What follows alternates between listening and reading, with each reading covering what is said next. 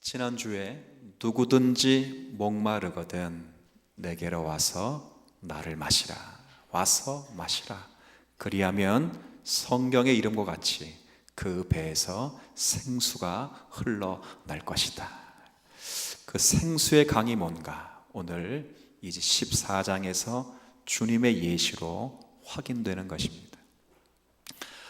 오늘 두 절을 읽었습니다. 16절, 17절을 읽었는데 예수님께서 성령님을 이 땅에 보내주시겠다 하시는 약속이십니다. 약속.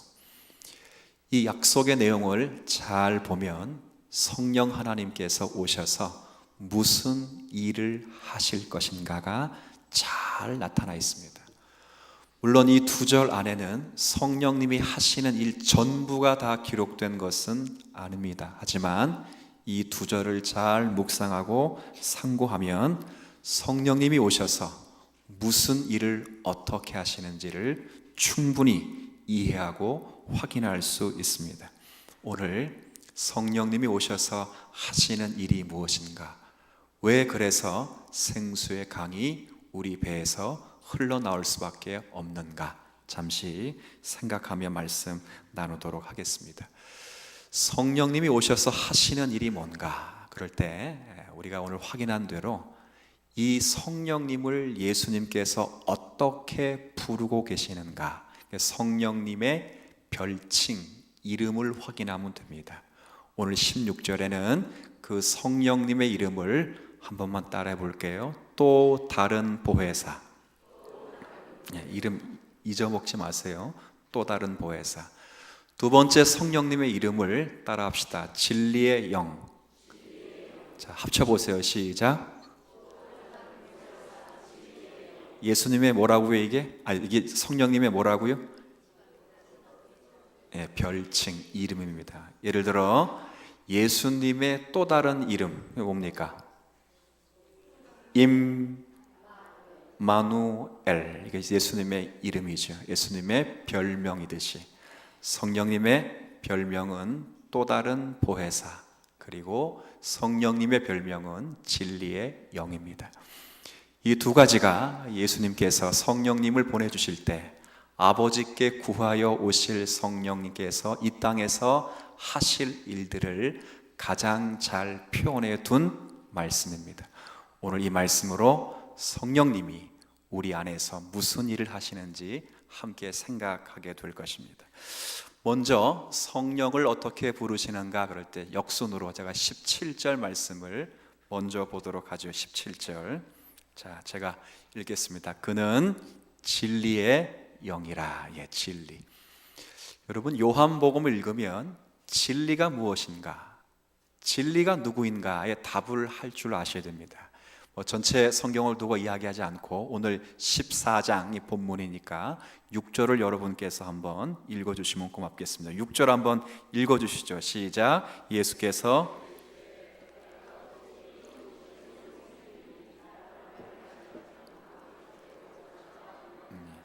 내가 곧 길이요. 그 다음 자 묻습니다. 진리는 무엇이며 진리는 누구십니까? 예수 그리스도이십니다. 자, 그러면 진리의 영, 그러면 누구의 영입니까? 예수 그리스도의 영. 왜 이렇게 불려지는가? 그럴 때 이렇게 불려지는 이유는 성령께서 하시는 일은 우리 가운데 예수 그리스도를 가르치시고 예수 그리스도의 말씀을 생각나게 하시며 그분의 말씀을 깨우쳐 주시고 결과적으로 예수 그리스도께로 우리를 인도하시는 영이기 때문에 그렇다 그 말입니다. 누가요? 성령님께서 그 일을 하신다 그 말입니다. 26절 확인시켜 드리죠. 26절입니다. 14장 26절. 보혜사 곧 아버지께서 내 이름으로 보내실 성령 그가 너희에게 그 다음 같이 읽습니다. 모든 것을 가르치고 내가 너희에게 말한 모든 것을 생각나게 하리라. 누가? 성령께서 예수 그리스도를 가르치시고 예수 그리스도께서 하신 말씀의 의미가 무엇인지를 깨닫게 되리라 그 말이에요. 그렇죠? 예수님의 십자가의 죽음, 예수님의 부활의 의미를 예수님이 살아계실 때는 어느 누구도 이해하지 못했는데 성령이 오시자 그 말씀을 비로소 깨달았다, 그 말이죠. 성령께서 하시는 그 일입니다. 15장을 가볼까요? 15장 26절에도 다음 장 15장 26절 제가 읽지요. 내가 아버지께로부터 너희에게 보낼 보혜사 곧 아버지께로부터 나오시는 진리의 성령이 오실 때 함께 있습니다. 그가 나를 자기 말을 하지 않는다. 그리스도를 증언할 것이다. 16장을 가보시죠. 16장 13절. 자, 이 말씀 한번 같이 읽습니다. 시작. 그러나 진리의 성령이 오시면 그가 너희를 모든 진리 가운데 인도하시리니. 아멘. 여기까지. 그가 너희를 모든 진리 가운데 뭐 하신다고요? 누가? 성령께서. 성령 자신이 하고 싶은 말을 하시는 분이 아니십니다. 성령은 사람들에게 오직 예수 그리스도만을 알게 하시고 예수 그리스도만을 찬송하게 하십니다. 이것이 성령이 하시는 특별한 일이십니다. 우리가 왜 죄인이며 왜 예수 그리스도가 십자가를 지셔야만 하는지 그 이유를 가르치고 깨닫게 하시는 영, 그분이 성령이라 그 말입니다. 따라서 성령이 임하게 된 성도는 반드시 이런 기적을 받습니다.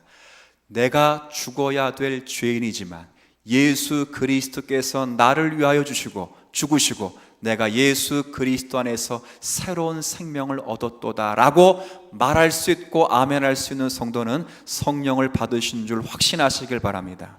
왜냐하면 고린도전서 12장 3절에는 성령이 아니고서는 예수를 주로 신할 수 없느니라. 아멘. 없습니다. 성령이 오신 첫 번째 그 사역의 결과로 우리는 예수가 그리스도이심을 알게 된 것입니다. 이것이 성령이 진리의 영이라 그 말입니다. 결론적으로 말씀드리면 진리의 영이라는 것은 예수 그리스도의 영이란 의미도 되지만 예수 그리스도를 가르치고 예수 그리스도를 생각나게 하고 예수 그리스도에게 인도하는 그 영, 그 영이 바로 뭐라고요? 성령이라 그 말이죠. 첫 번째입니다. 이제 제가 오늘 말씀드리고 싶은 건 두 번째입니다. 두 번째는 16절에 보면 성령을 예수님이 뭐라고 부르시냐면, 자, 한번 불러주세요. 시작. 좀 전에 했잖아요. 진리의 영 했으면 뭐 16절 시작. 저기 지금 16장 넘어갔다고 16장 보시면 안 되고요. 오늘 본문 14장입니다. 자, 14장 16절. 괜찮아요. 잊어버려야 목사가 또 하지, 그죠? 근데 이건 잊어먹지 않았으면 좋겠어요. 16절. 자, 성령의 또 다른 이름 시작.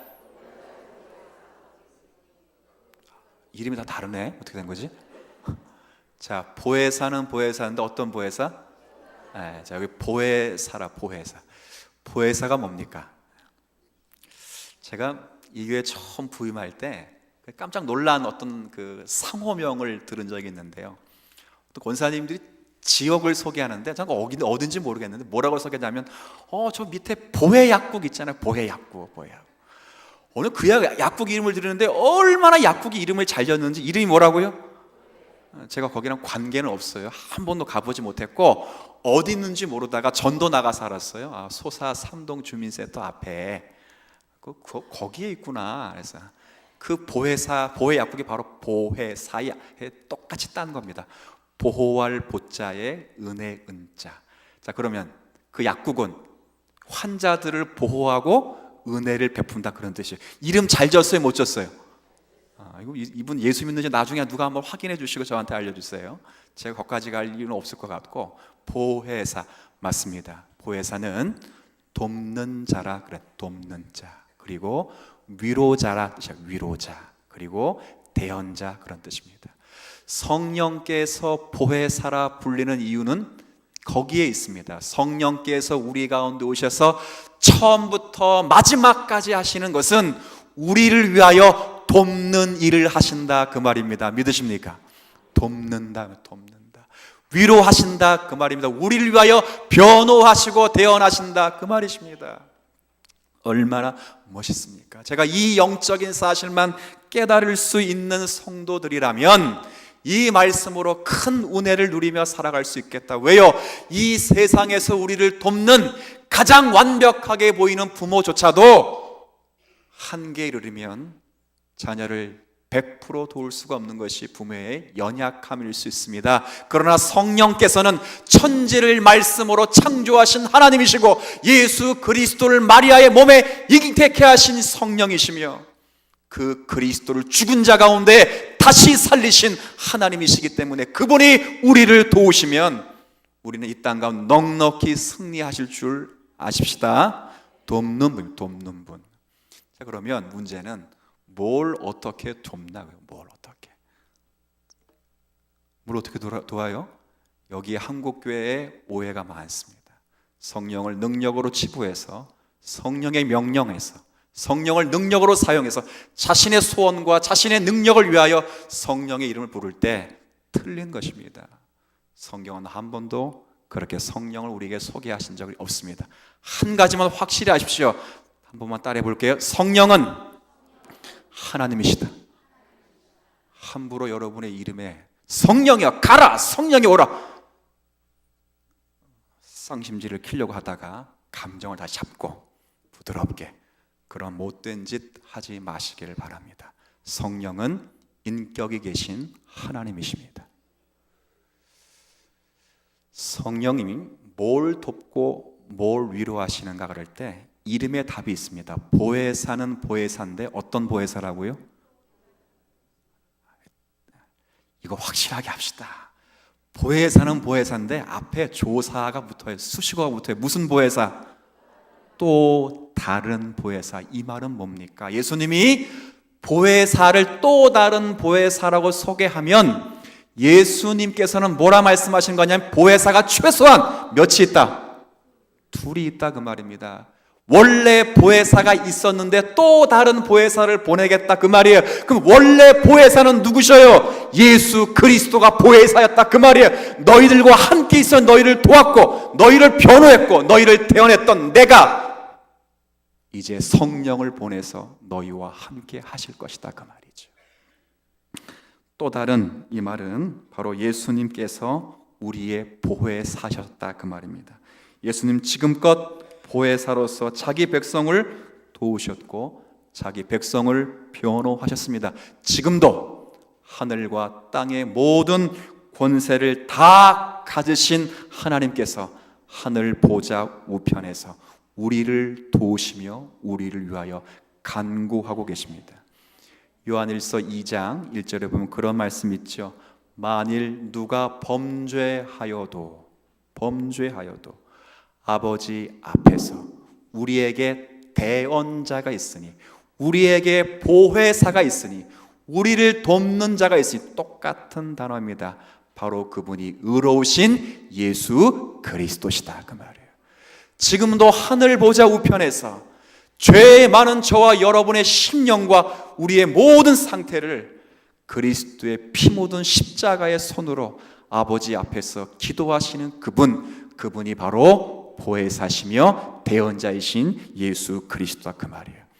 그분이 하늘 보좌에서 우리를 보혜사로서 돕고 계십니다. 그러나 하늘 보좌에서만 돕는 것이 아니라 그 주님은 우리에게 또 다른 보혜사를 보내주셔서 땅에서 심령에서 우리를 돕고 계시는 거죠.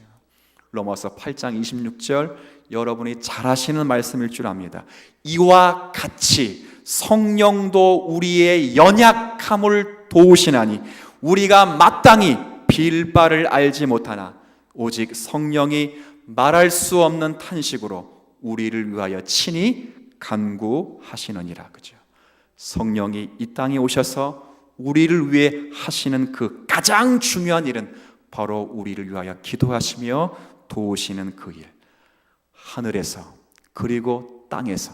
하늘에선 누가 우리의 보혜사라고요? 예수 그리스도. 땅에서 심령에선 누가 우리의 보혜사라고요? 성령께서 우리를 도우시는 것입니다. 그래서 14장 자 다시 한번 보세요. 16절 17절에 특이한 표현이 있습니다. 16절 17절 내가 아버지께 구하겠으니 그가 또 다른 보혜사를 너희에게 주사 영원토록 너희와 어떻게 해요? 함께. 자, 17절. 그는 진리의 영이라 세상은 능히 그를 받지 못하나니 이는 그를 보지도 못하고 알지도 못함이라. 함께 했습니다. 그러나 너희는 그를 아나니 그는 너희와 함께 너희 속에 계시겠습니다. 성령이 우리와 함께, 성령이 우리 속에 우리를 도우신다 그 말이에요. 그럼 예수님은 어디에? 그게 18절입니다. 18절 제가 읽지요. 내가 너희를 고아와 같이 버려두지 아니하라. 함께 했습니다. 너희에게로 언제 오는 거예요? 재림 때 오는 게 아니고 성령 강림 그때에 성령과 함께 하늘과 땅과 심령에 동시에 너를 도울 것이다 그 말이에요. 하나님이 그렇게 성령을 통해서 예수 그리스도를 적용하시게 하실 것이다 그 말입니다. 오늘 문자적으로 문맥적으로는 이 의미를 아마 여러분이 잘 파악하셨을 것이라 그렇게 얘기를 합니다. 더 많은 이야기를 할 수 있는데 여기까지 하고 제가 이 말씀을 통해서 하나 이제 깊게 고민해 돼야 할 필요성이 있습니다. 하나 생각해 봅시다. 그러면 성령께서 우리 안에 오셔서 우리를 돕고 대언하시고 우리를 위로하신다고 하셨는데 그럼 우리는 왜 이런 위로와 도움이 필요한 자들인가? 이 생각을 좀 하셔야 합니다.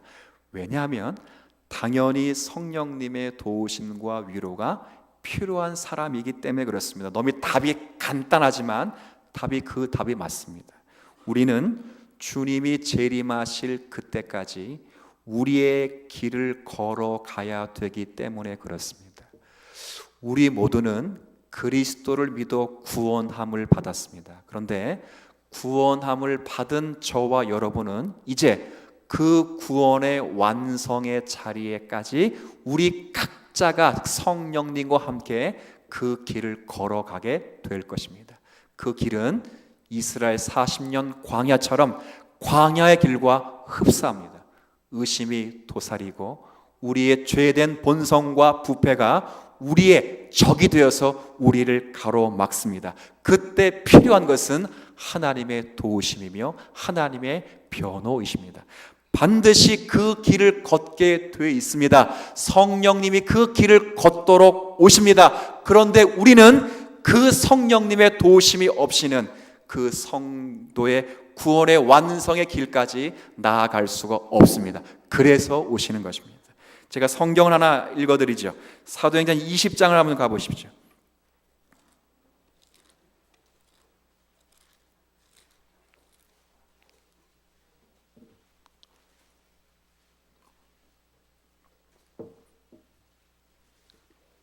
사도행전 20장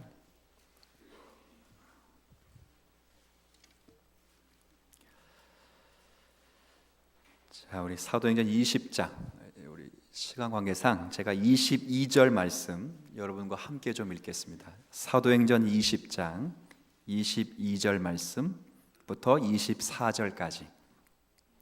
자, 사도행전 20장 제가 가진 성경은 신약 성경 223쪽입니다. 22절부터 24절까지 우리 함께 봉독하겠습니다. 보라, 이제 나는 성령에 매여 예루살렘으로 가는데 거기서 무슨 일을 당하는지 알지 못하노라. 오직 성령이 각 성에서 내게 증언하여 결박과 환난이 나를 기다린다 하시니 내가 달려갈 길과 주 예수께 받은 사명 곧 하나님의 은혜의 복음을 증언하는 일을 마치려 하면은 나의 생명조차 조금도 귀한 것으로 여기지 아니하노라. 아멘. 자, 이게 무슨 얘기냐면 제가 좀 역사적인 좀 배경적인 설명을 드리면 사도 바울이 전도 여행 가운데 이제 마지막 전도 여행을 마치고 이제 베이스 캠프, 선교 캠프인 예루살렘으로 좀 돌아가려고 합니다. 그런데 사도 바울이 한 가지 사실을 잘 알고 있습니다. 어떤 사실을 잘 알고 있냐면 예루살렘으로 돌아가면 유대인들에게 결박을 당하고 환난을 당한다는 사실을 잘 알고 있습니다. 그래서 거기에 돌아가는 도중에 밀레도라는 지역에 머물면서 지금껏 사역해 왔던 에베소 교회 장로님들을 다 초청해서 눈물 섞인 위로와 고별의 설교를 하는 내용을 우리가 함께 한 부분을 읽었습니다. 여기 보면 특별한 언급이 있습니다. 22절에 나는 성령에 매여 있다, 이런 표현이 있습니다. 오늘 주제와 관계된 표현에 성령에 매여 있다라는 표현이 있는데, 이 표현이 어떤 표현이냐면 나는 성령의 강한 충동감에 사로잡혀 있다, 그 말입니다. 어떤 충동감이냐면 나는 반드시 예루살렘으로 가야 된다고 하는, 이 길을 걸어가야 된다고 하는, 그 길이 많은 사람들에 의해서 환난과 결박이 기다리는 길이지만 그러나 그 길을 가야 한다고 하는 강한 성령의 충동감에 빠져 있다, 그 말입니다. 그래서 예루살렘으로 가는 곳곳마다 성을 지나다니는데 그 성에 동네에서 기도 좀 한다고 하는 모든 사람들이 나와서 바울을 막는 것입니다. 성령이 내게 지시했는데 당신이 예루살렘으로 돌아가면 당신은 결박당하고 환난을 당할 것입니다. 성령께서 지난 밤에, 성령께서 지난 날에 내게 다 말씀했습니다. 가는 곳곳마다 사도 바울이 그런 이야기를 해요. 사도 바울이 얼마나 그 말을 들으면서 마음이 부담됐겠습니까? 사도 바울은 성령 충만한 사람입니다. 오죽했으면 신약 성경 가운데 사도 바울만큼 성령 충만한 사람은 찾아볼 수 없었습니다. 하나님이 그를 통해서 신기한 능력까지 행하셨습니다. 그러면 성령 충만한 사도 바울은 어떻게 해야 될까요? 아마도 기도하고 앞길의 모든 장애물들이 다 없어지기를 기도하고 자기의 모든 대적들이 자기 발 앞에 무릎 꿇도록 그렇게 기도했어야 되는 것이 맞을 것입니다. 그렇지요? 성령의 충만함을 간구해서 승승장구하고 성령의 충만함을 간구해서 모든 대적들을 다 물리치도록 그렇게 기도해야 되는 것이 맞습니다. 그런데 사도 바울은 성령 충만으로 그렇게 기도하지를 않습니다. 어떻게 합니까? 내가 가야 하는 이 길에 환난과 결박이 따라오는 것은 나도 알고 있다. 그러나 성령께서 이 길을 걷게 하시는 나는 소망과 믿음으로 이 길을 걸을 것이다. 그렇게 이야기를 하고 있는 그 내용이에요. 그래서 24절 같이 한번 읽어줬어요. 시작. 내가 달려갈 길과 주 예수께 받은 사명 곧 하나님의 은혜의 복음을 증언하는 일을 마치려 하면은 나의 생명조차 조금도 귀한 것으로 여기지 아니하노라. 그래서 나온 말입니다. 그 환난과 결박이 기다리니 내가 성령 충만으로 그 환난과 결박을 깨부시겠다. 아닙니다. 성령의 충만함으로 오히려 그 환난과 결박이 내게 찾아올지라도 그 길을 믿음과 인내로 걸어가겠노라. 그렇게 하는 것입니다. 이것이 성령이 하시는 일이요 성령이 우리 가운데 위로하시는 중요한 위로의 내용이라 그 말이죠. 지금 사도 바울은 성령에 매여 있습니다. 그러나 성령께서는 바울이 걷는 길에 나타나서 환난을 면제해 주지 않습니다. 오히려 결박과 환난이 있다는 것을 알려주시면서 그 상황을 걸어가도록 하십니다. 그러면서 한 가지 사실을 분명히 말씀하십니다. 23장 한번 가보세요. 자, 23장 11절입니다. 아주 독특한 표현입니다. 환난과 결박을 면케해 주시는 성령이 아니라 한 가지 사실만은 분명히 말씀해 주십니다. 23장 11절. 자, 함께 읽지요. 시작. 그날 밤에 주께서 바울 곁에 서서 이르시되 담대하라. 내가 예루살렘에서 나의 일을 증언한 것 같이 로마에서도 증언하여야 하리라 하시니라. 아멘. 예루살렘에 환난과 결박이 있을지라도 넌 반드시 어디까지는 간다. 로마까지는 간다. 그러니 걱정하지 말아라. 너가 가진 성령으로 너 앞에 길을 평탄케 하지 말아라. 네가 가진 성령의 눈으로 너의 대적단을 꺾지 말아라. 너는 어차피 로마까지 가게 됐으니 그 길을 뚫어라. 그리고 그 앞에 기도하라. 하나님의 말씀에 매어라. 그 이 말씀을 하고 계신다 그 말이에요. 이게 성경이 우리에게 하시는 말씀의 중요한 포인트입니다. 환난이 벌어지나 그 일들을 피해가 두도록 하시지 않으셨습니다. 오히려 성령이 함께 하심으로 주시는 것은 그 환난과 결박을 이기고 걷게 할 힘을 주셨다 그 말이죠. 이 사도 바울이 성경 사도행전 후에 읽어보면 로마까지 가면서 얼마나 많은 어려움을 당하는지 여러분은 더 잘 아실 것입니다. 그렇지요? 유대인들의 결박을 당하고 수없이 많은 매를 맞습니다. 넉달같이 유대인들이 지금 바울을 죽이려고 달려 들어옵니다.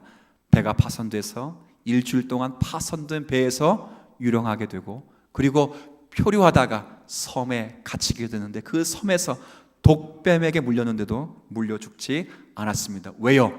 너는 반드시 어디까지는 가야 되기 때문에 로마까지는 간다 그 말입니다. 로마까지는 간다. 하나님이 날 로마에까지 보내신다고 했다. 그러므로 세상이 늑달같이 다 덤벼도 날 이길 순 없다. 성령께서 그렇게 말씀하셨기 때문이다 그 말이죠. 이것이 성령이 우리 가운데 오셔서 우리를 돕고 위로하시며 변호하시는 약속의 중요한 내용이라 그 말입니다. 성령이 오시면 능력이 나가고 모든 문제가 해결된다고 생각해서는 안 됩니다. 성령 충만하면 성도가 승승장구하고 능력 있게 산다고 생각하셔도 안 됩니다. 성경은 한 번도 그렇게 약속하시지 않았습니다.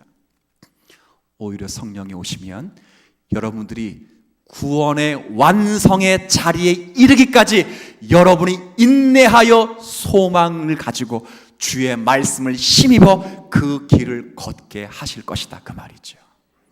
이게 성령께서 하신 일입니다. 생각해 보십시오. 예수께서는 모든 것을 다 이루셨습니다. 그리고 우리에게 구원을 베풀어 주셨습니다.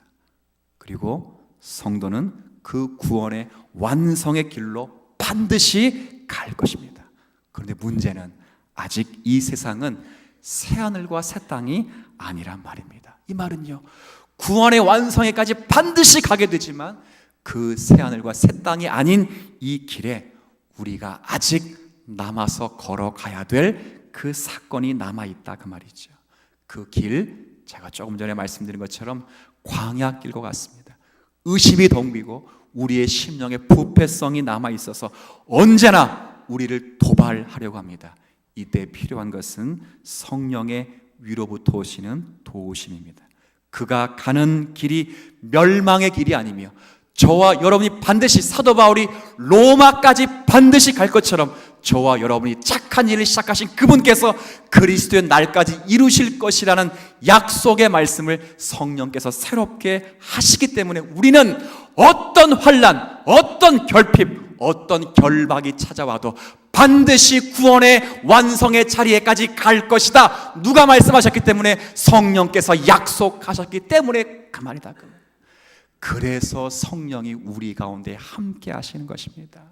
성령이 오셔서 여러분의 기적을 만들거나 성령이 오셔서 여러분을 성공시키거나 성령이 오셔서 여러분을 승승장구하게 하시기 위해서 여러분 가운데 오신 것이 아니라 약속하신 그 약속, 구원을 반드시 내가 이루실 것이다. 이루실 그 구원을 이루어 가시도록 하기 위하여 성령이 여러분과 함께 계시는 것입니다. 지치지 말라. 말씀을 붙잡아라. 기도하라. 그렇게 촉구하시는 것입니다. 여러분 노래 가운데 이런 복음성 잘 아시죠? 제가 조금만 할 테니까 따라 같이 하셔야 돼요. 나의 등 뒤에서 나를 도우시는 주, 나의 인생길에서 지치고 고나요 매일처럼 주저앉고 싶을 때 나를 밀어주시네. 일어나 걸어라 내가 새 힘을 주리니. 일어나 너 걸어라 너를 도우리. 역시 노래하는 건 떨립니다. 설교하는 것보다 훨씬 떨려서 정신이 없습니다. 근데 잘 보세요. 나의 등 뒤에서 나를 도우시는 주 성령, 나의 인생길에서 지치고 고나여 매일처럼 주저앉고 싶을 때, 그 다음 성령이 하시는 분이 뭐예요? 여러분의 길을 형통한다 아닙니다. 여러분을 승승장구시키겠다 아닙니다. 나를 밀어주시랍니다. 그리고 주저앉고 싶을 때 나를 밀어주실 뿐 아니라 나를 도와주셔서 성도가 구원의 완성의 확실한 약속을 붙잡고 그 길을 인내하도록 성령께서 우리와 함께 하시는 것입니다. 그래서 끊임없이 성령은 진리이신 예수 그리스도를 가르치시고 예수 그리스도를 깨닫게 하시고 우리의 부패한 무지와 싸워가게 하시면서 그리스도 예수를 붙잡고 적용하도록 성령이 우리와 함께 계시는 것이라 그 말입니다. 지난 오순절 영양 때문에 수없이 한국 기독교 가운데 성령에 대한 오해가 많았습니다. 성령은 능력이 아닙니다. 여러분 쉽게 성령을 오해하지 마십시오. 그분은 인격을 가지신 하나님이십니다.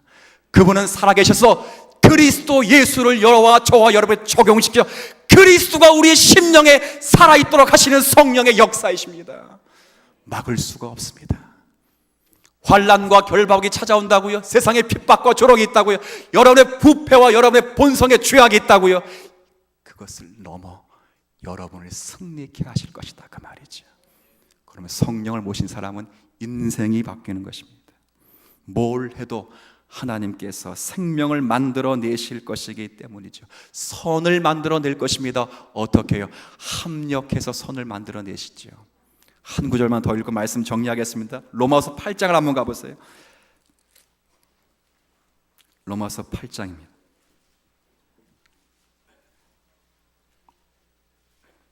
여러분이 잘 아시는 말씀, 성령이 우리를 어떻게 도우시는지 잘 보십시오. 로마서 8장 26절부터 28절까지 말씀. 제가 아닌 신약 성경은 251쪽 전후가 됩니다. 자, 사도행전 바로 뒤에 있으니까 바로 뒷성경입니다. 로마서 8장 26절부터 28절. 자, 한번 같이 읽어주세요. 시작. 이와 같이 성령도 우리의 연약함을 도우시나니 우리는 마땅히 기도할 바를 알지 못하나 오직 성령이 말할 수 없는 탄식으로 우리를 위하여 친히 간구하시니라. 마음을 살피시는 이가 성령의 생각을 아시나니 이는 성령이 하나님의 뜻대로 성도를 위하여 간구하심이니라. 우리가 알거니와 하나님을 사랑하는 자 곧 그의 뜻대로 부르심을 입은 자들에게는 모든 것이 합력하여 믿으십니까? 여러분 그런 사람입니다. 여기서 선은 뭐예요?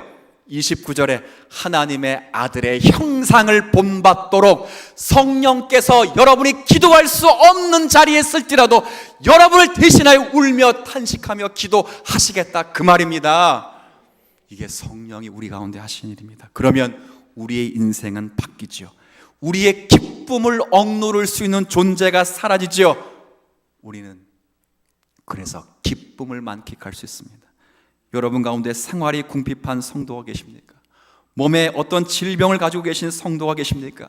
혹시 눈앞에 깜깜해지는 일이 닥쳐온 그런 어려움에 계신 성도들이 계십니까? 예, 물론 힘드신 줄 압니다. 그러나 그럼에도 불구하고 우리는 그런 것들로 인하여 꺾이지가 않습니다. 왜요? 우리 안에 성령님이 계시기 때문입니다. 살아계신 예수 그리스도가 내 안에 성령 가운데 함께 계셔서 그분이 우리를 도우시고 이 어려움 속에서 넘어지지 않도록 우리에게 은혜와 진리를 가르쳐 주시기 때문입니다. 그 말이죠.